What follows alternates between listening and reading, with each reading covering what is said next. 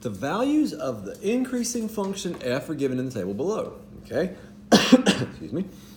Estimate the area between f and the x-axis on 0 to 10 with a lower sum. Okay, they did not say do a left-hand sum. They did not say do a right-hand sum. They said do a lower sum. Okay, you actually, without even looking at the values in the table, can figure out if it's going to be a left-hand sum or a right-hand sum. And here's how. If we ignored the table completely, which we can do, let's look at this word right here. It says lower sum. We need an underestimate, and we have an increasing function. So if it helps, feel free to just draw something that's increasing. Okay, if I want a lower sum, then I better go below my values. That is a left function in this case, all right? If it was decreasing and they asked for a lower sum, it'd be a right-hand sum, all right? So we're gonna find a left-hand sum,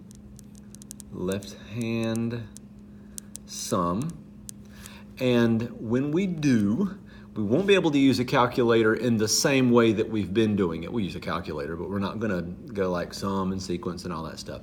But the left-hand sum is gonna start at the left hand, and it is gonna have a width of 1. I'm gonna put the 1 here, and a height of 0. Now, if you're like, well, that's just 0. I know, I hear you, but I'm gonna just write down everything. Okay, what I have just done is gone from 0 to 1. All right, now we're gonna go from 1 to 2. That is a width of 1 and a height of 0.4. I'm going to the left now. I'm doing the left-hand sum. I'm going left on this thing. So if that is my rectangle between 1 and 2, I'm doing a left-hand sum. I'm doing the number on the left. I'm using the 0.4, okay?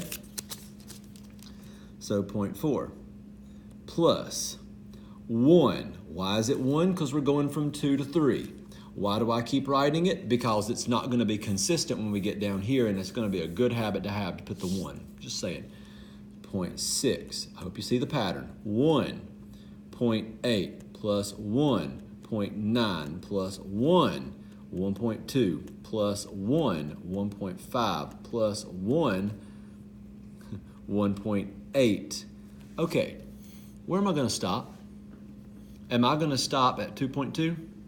Oh no, this is a left-hand sum. Left-hand sums stop before you get to the right, because if I was to go all the way to 10 right here, and if that was 9, I'd go up, I'd hit the function and slide over until I'm at an x value of 10, but I never used the x value, the y value at x equals 10. Okay, it was a little wordy, but basically I don't need that 2.2 for a left-hand sum. Just saying that one more time. And then I almost put 9. It's not 9. The width of the rectangle is 1. Be careful. Be careful, Adam.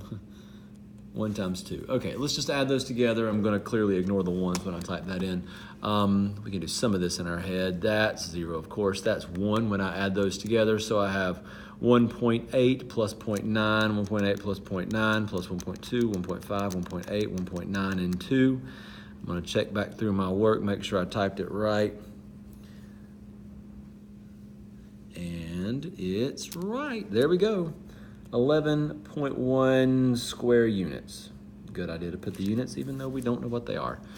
There we go. Okay, now it gets a little different.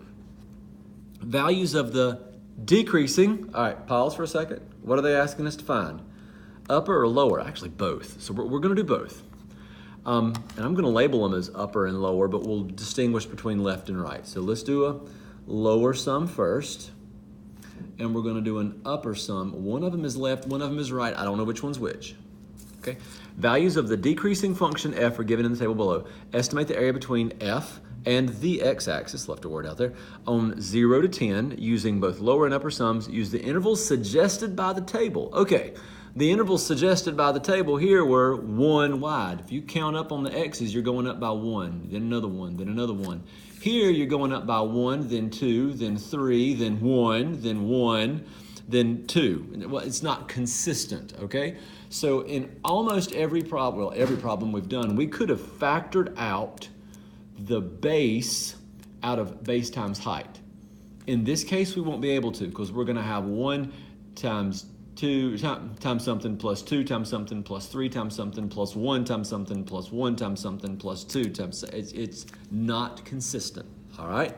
So let's just think about this visually for a second. It is decreasing. We can see that from the values they give. It is consistently decreasing, so it's that-ish, you know, give or take a little bit of slope and wobble or whatever.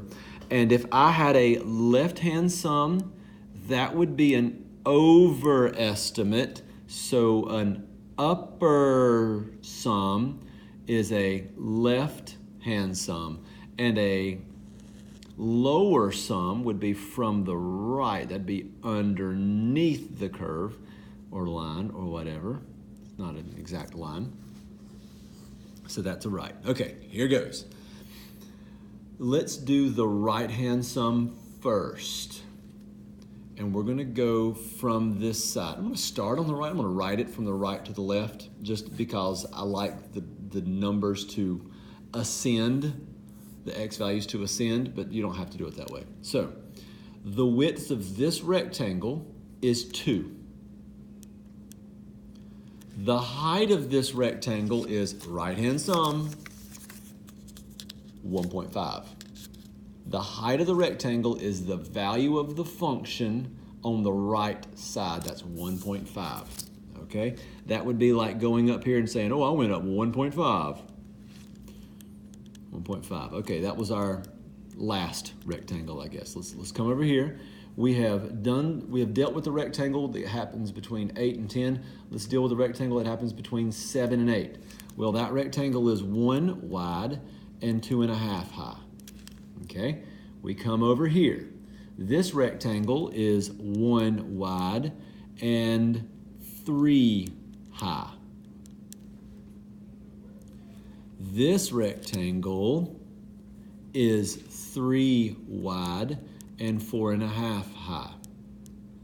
So even though these numbers are increasing as we go to the left, we are kind of consistent with the way our table flows if we write it in this way. And if you wanted to start over here, you could. I just find it easier to kind of work from the right when you're talking about a right-hand sum. Just a pedagogical preference. Pedagogy means like teaching, like the style of teaching and how you get the point across. So in terms of understanding it, this might help better.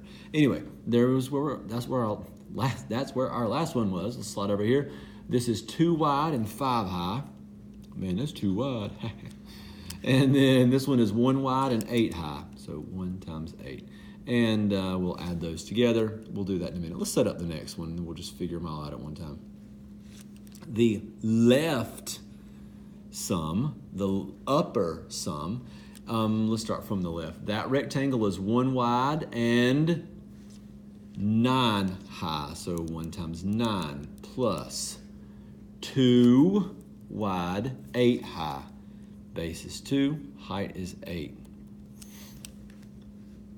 3 to 6 is 3 wide, 5 high. 3, 5.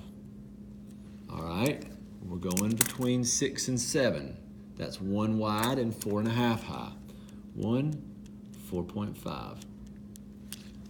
This one is 1 wide and 3 high. 1 times 3. This one is 2 wide and 2.5 high. There we go. Let's grab a calculator. We'll figure them out very quickly. We won't waste too much time on this. Easy question, easy answer to this simple question. Which one's going to be higher than the other without even figuring it out? Well, if I figured out which one was which, right, then the lower sum, this one better be lower than that one. Otherwise, I've made a mistake and I'll have to film the video again. So 8 plus 10 plus 3 times 4.5, and that would be 13.5, I think. Plus 3, 2.5, and 3. There we go. This one is 40. And then this one is 9, 16, 15, 4.5, 3, and 5. This one is 52.5, and they didn't tell us units, but it's not a bad habit to start writing units, even if we don't know them, so there we go.